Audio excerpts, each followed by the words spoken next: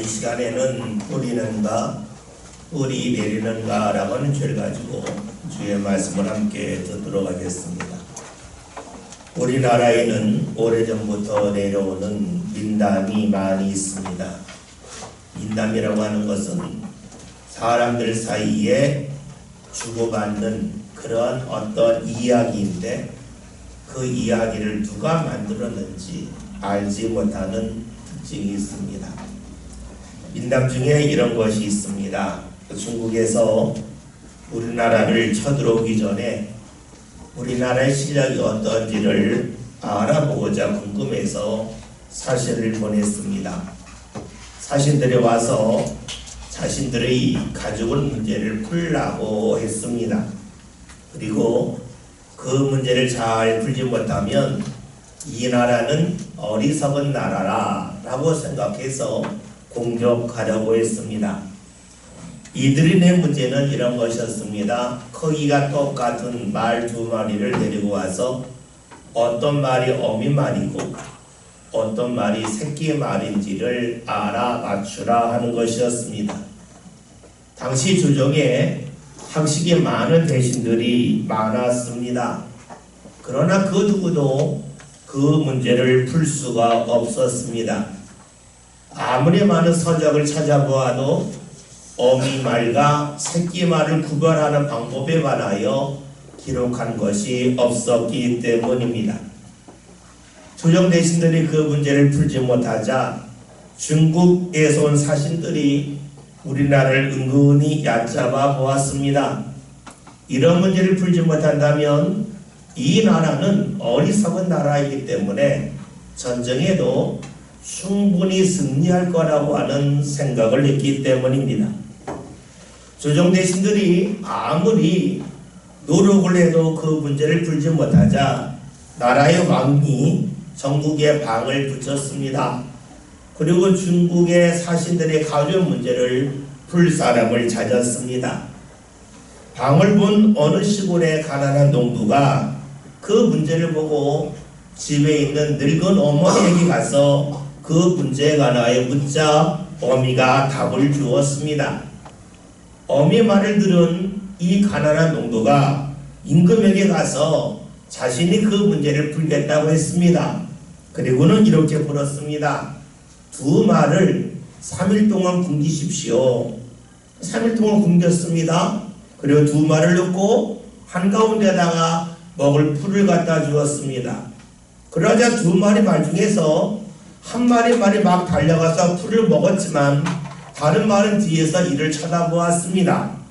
그리고 먼저 간 말이 어느 정도 풀을 먹고 배부르게 되어서 천천히 먹게 되는 걸 보면서 다른 말이 가서 그 풀을 먹었습니다. 그러자 이 가난한 농부가 말합니다. 먼저 가서 풀을 뚫은 말이 새끼 말이고 나중에 가서 풀을 먹은 말이 어미 말입니다 라고 했습니다. 문제를 정확하게 물었습니다.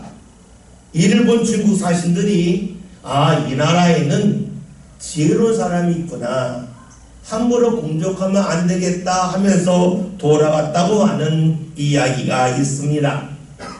생각해 봅시다. 시골의 가난한 농부의 어머니가 어떻게 그 문제를 풀 수 있었겠습니까?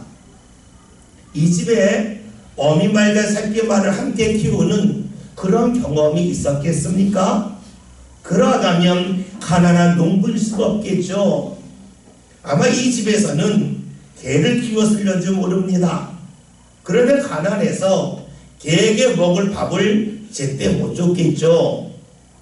마음 아팠던 주인 입장에서 어떻게 할까 하다가 며칠 지나다며 먹을 걸 주었더니 새끼 개가 먼저 먹을 걸 먹고 그 다음에 어미가 먹는 것을 보았겠죠. 그러면서 느꼈을 겁니다. 사람이나 동물이나 똑같구나. 힘들 때에 어미는 뒤로 빠지고 새끼를 앞세우는구나 하는 것을 알았을 겁니다. 여러분, 우리가 앞에서 살폈던 민담은 어떤 내용입니까?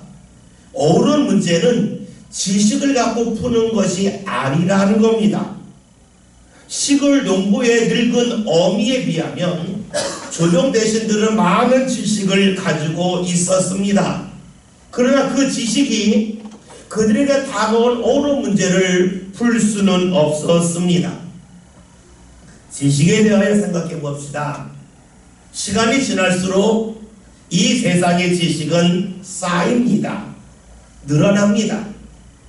만약에 우리 삶에 있는 문제가 지식을 통하여 풀 수 있고 해결할 수 있다면 시간이 지나서 지식이 쌓이면 쌓일수록 우리 삶 가운데 문제는 해결되고 어느 문제는 줄어들어야 합니다.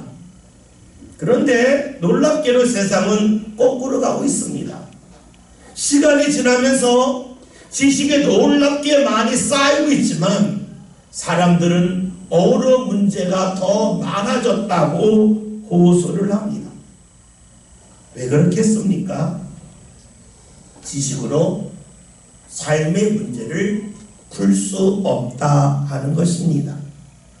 여러분, 왜 그렇겠습니까?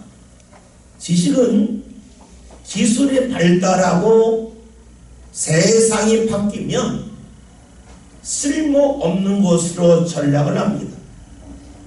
지금은 특별한 기술이라고 다른 사람은 알지 못하는 기술이라고 자랑하려는지 모르겠지만 1년, 2년이 지나면 대부분이 그것을 알고 있습니다. 더 이상 유용한 지식이 되지 않습니다. 지식의 특징은 아주 짧은 시간 동안만 인정받는다는 겁니다. 따라서 지식을 가지고 자랑하면 어느 순간 자랑하려는지 모르겠지만 일정 시간이 지나면 아무것도 아닙니다. 앞에서 민담에 대하여 살펴보았습니다. 중국 사신이 된 문제는 지식의 문제가 아니었습니다.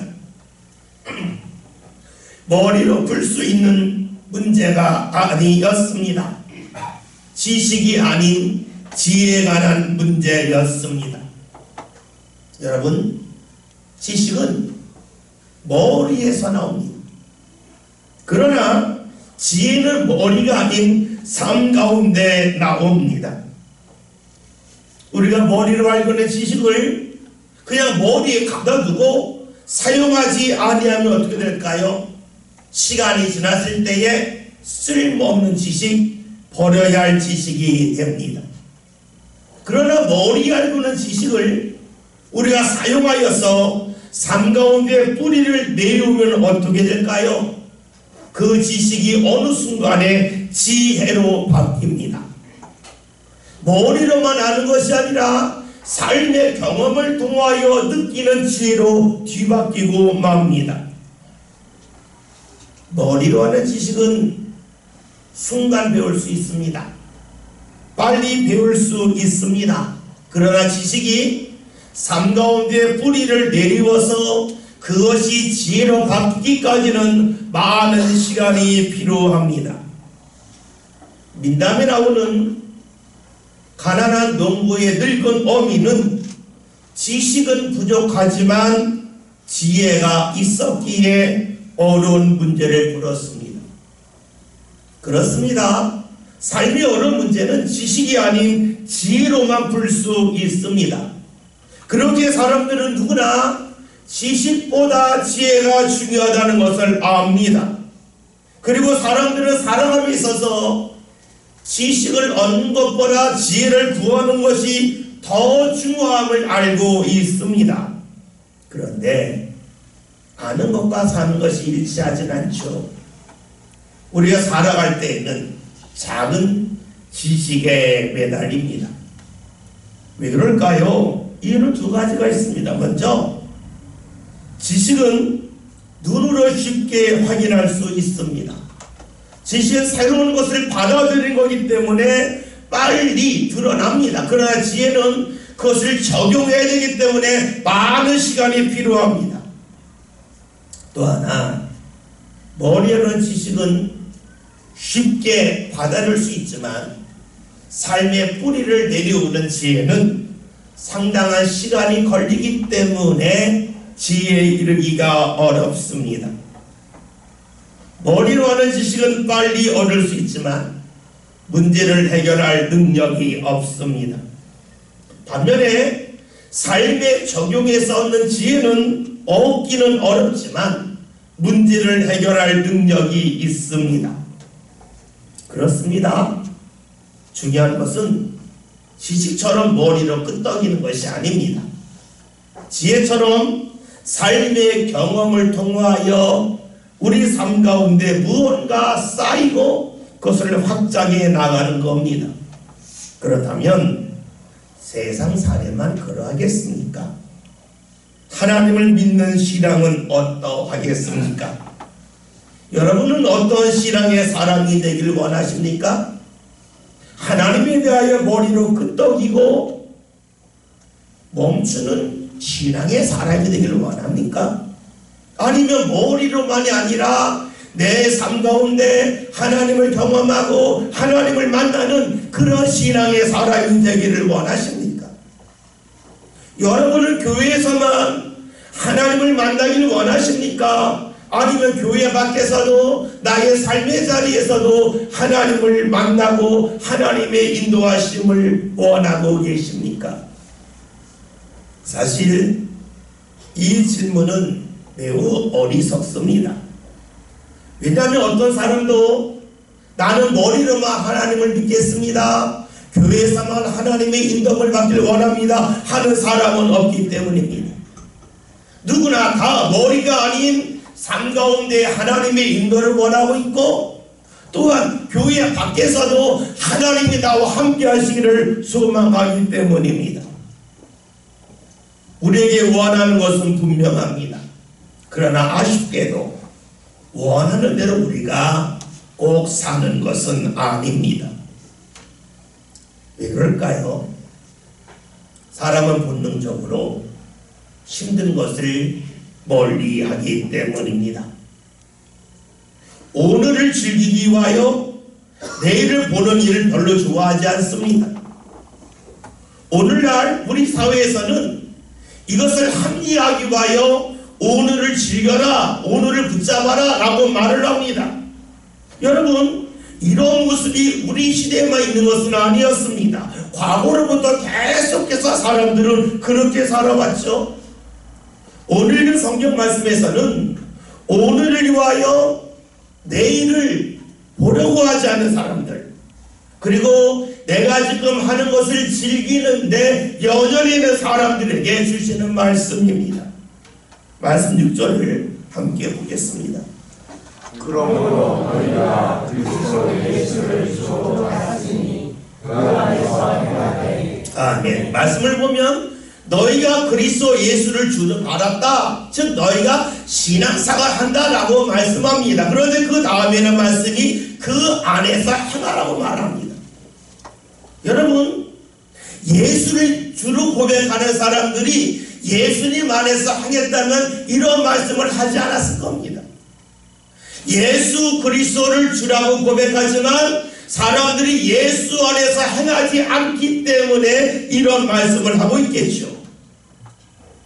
다시 말하면 골로새 교인들은 예수님을 주로 믿었지만 믿음 가운데 행하지는 아니했다는 겁니다. 머리로는 예수님이 구주라고 끄떡였지만 삶 가운데서는 그렇게 하지 아니했다는 겁니다. 다른 말로 하면 지식적인 신앙이었다 하는 거죠. 말로는 예수님 믿어야 됩니다, 기도해야 됩니다 했다는 거예요. 남편이 교회 가지 않고 아내가 예배 참석하지 않고 자녀가 교회 가지 않으면 마음이 불편해요. 그런데 여기까지라는 겁니다. 왜냐? 이들의 신앙은 교회에 한정지었기 때문입니다. 왜 그렇게 했을까요? 그래야 편하기 때문입니다.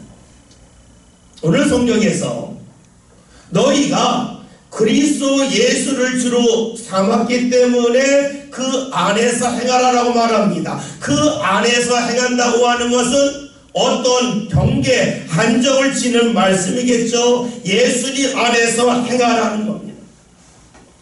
그렇다면 무엇이 생길까요? 예수님 밖에서 행했던 것은 버리고 포기해야 한다는 겁니다. 경계를 정했다고 하는 것은 경계 밖의 것을 버려야 함을 말하기 때문입니다.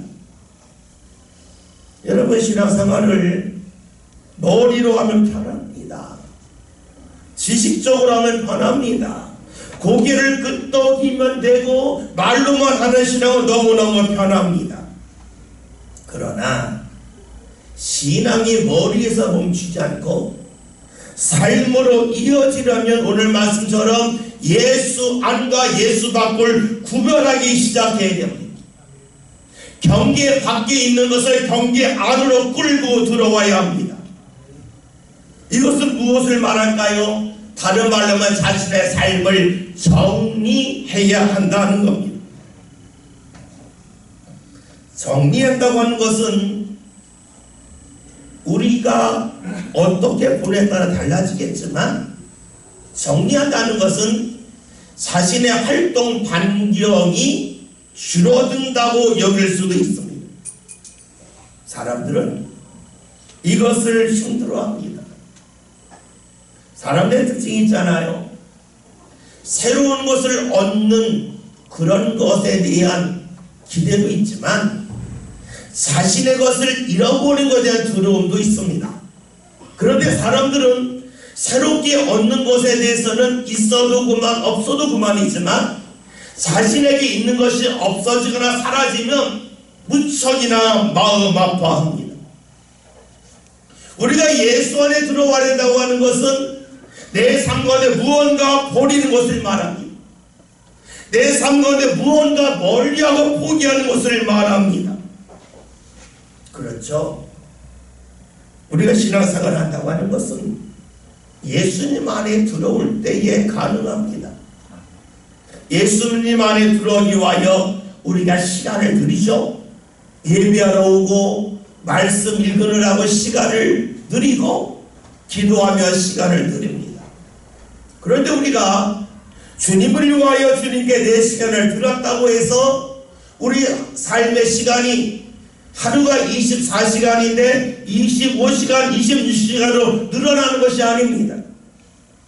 내가 시간을 주님 앞에 들었을 때 주님께서 그 시간을 그대로 보상해 주는 것이 아니라는 겁니다. 그렇다면 내가 주님 앞에 시간을 드린다고 하는 것은 무엇을 말할까요? 내가 보통 때 사용하던 시간을 줄이고 그것을 포기해야 함을 말합니다. 내가 하는 것을 포기할 때의 사람들은 아까워합니다. 내가 사용하는 시간이 사라지는 것에 대하여 아쉬워합니다. 즉 자신을 버리기를 두려워하죠. 그래서 머리로는 주님 앞에 가야 한다 인정하지만 실제로는 그렇게 하지 아니합니다. 여러분, 주님 안에서 행하기 위하여 내가 살아왔던 삶의 습관을 버리고 포기하는 것이 손해이겠습니까? 우리가 잘 아는 이야기 중에 이런 이야기가 있습니다. 두 사람이 산에서 열심히 나무를 뱄습니다. 그런데 두 사람이 나무를 벨 때에 늘 한 사람이 나무를 훨씬 더 많이 베는 겁니다. 나무를 적게 베는 사람이 이해할 수가 없었습니다. 왜냐하면 자신이 힘도 더 세고 일하고 내려왔을 때 땀 흘린 양을 보면 자신의 땀을 훨씬 더 많이 흘렸기 때문입니다. 이해할 수가 없잖아요.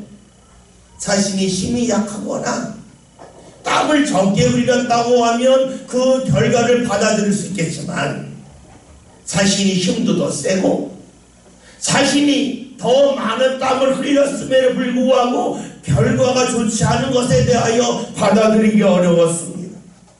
그래서 어느 날 이 사람이 어떻게 일하나 궁금해서 가서 보았습니다. 보았더니 차이점이 하나가 있었죠. 그 사람은 일만 하지 않고 일하나 쉬는 겁니다. 쉬면서 뭐 하나 봤더니 도끼에 날을 갈았다는 이야기가 있죠. 자신은 열심히만 살면 되고 그리고 자신이 힘이 있으면 무언가 될 거라고 여겼는데 그것이 아니더라 하는 것입니다.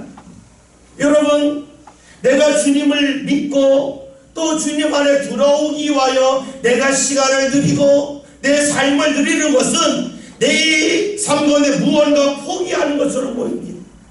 그런데 그 시간은 어떤 시간입니까? 삶의 도끼에 나를 가는 시간입니다. 삶을 예리하게 하는 시간입니다.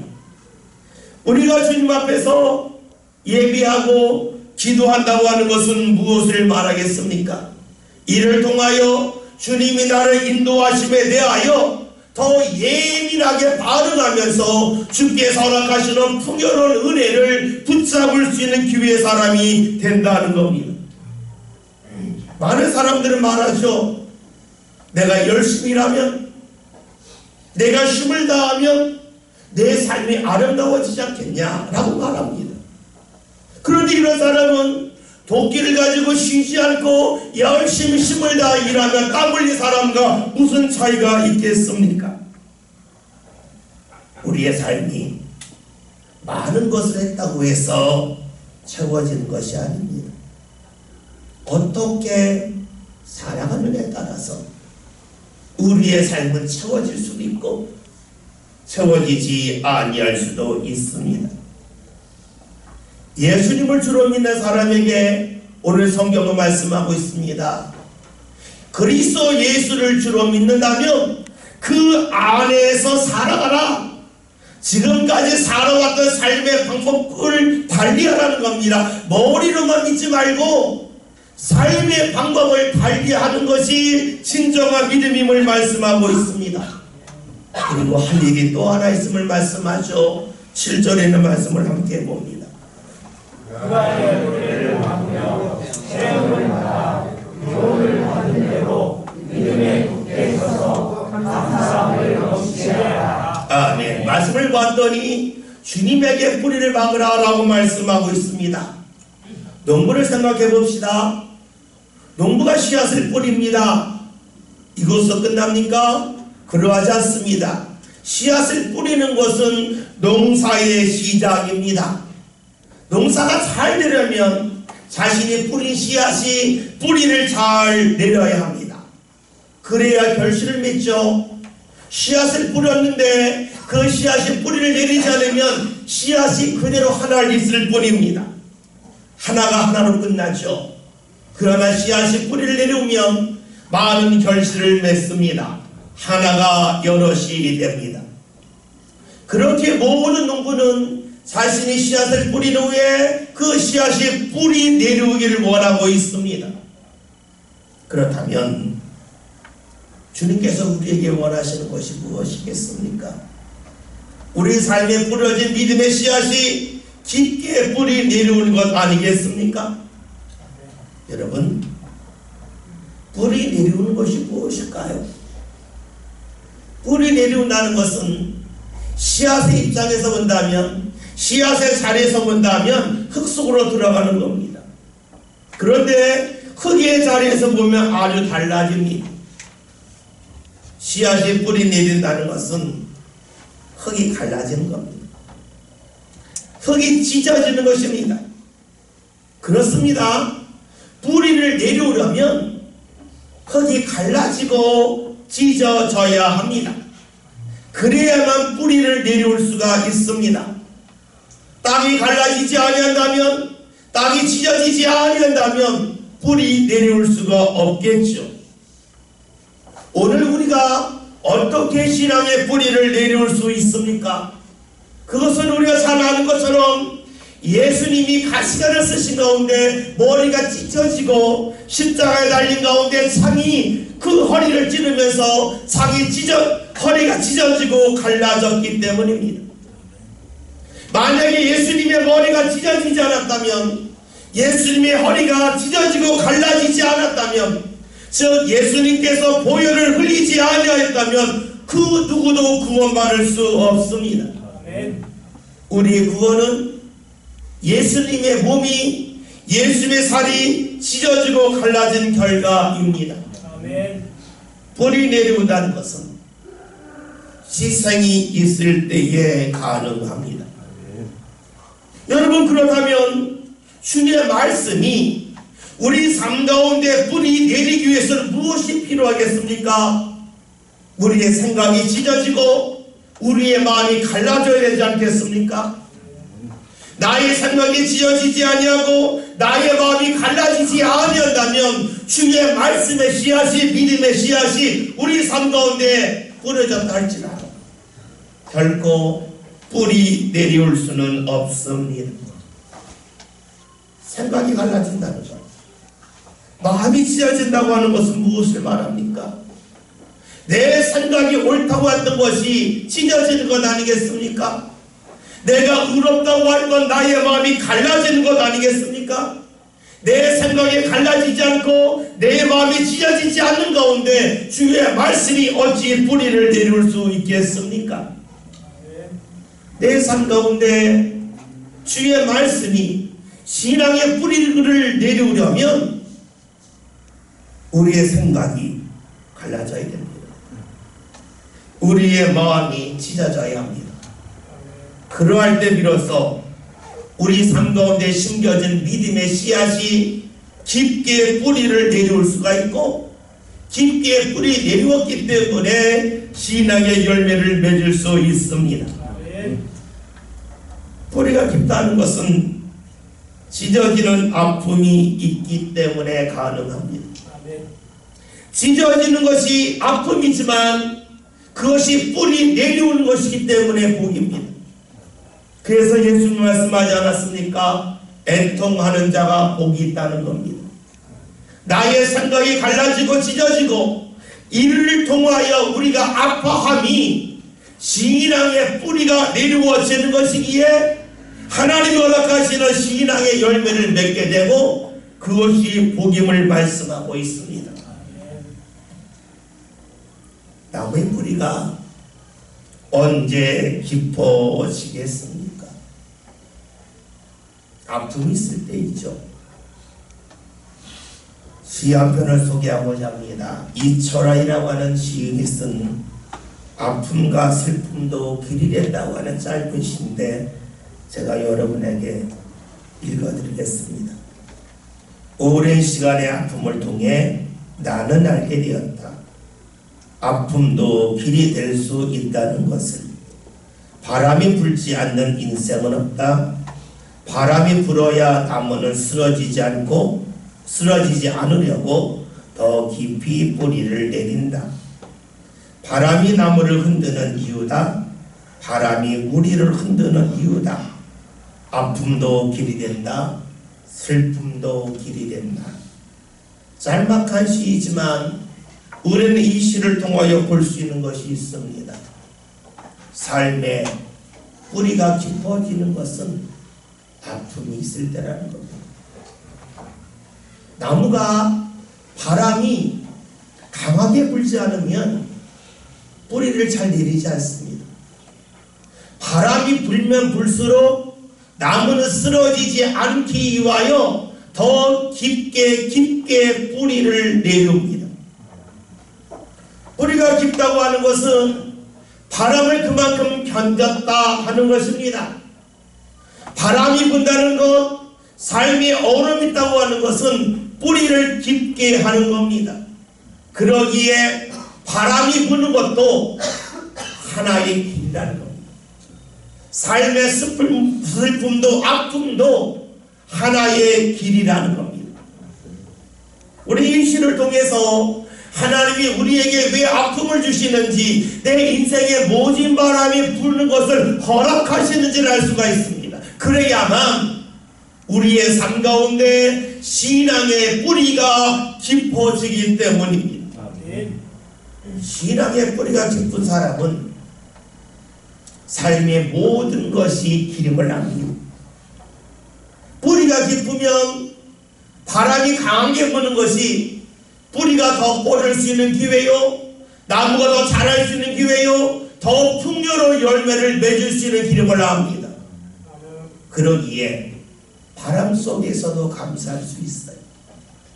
오늘 말씀 7절 다시 보겠습니다. 말씀 봅니다. 그 안에 뿌리를 박으며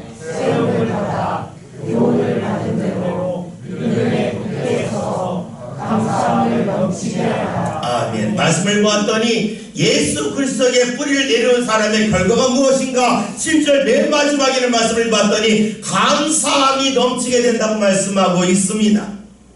그렇습니다. 신앙의 뿌리가 깊어질수록 삶 가운데 감사함이 넘칩니다.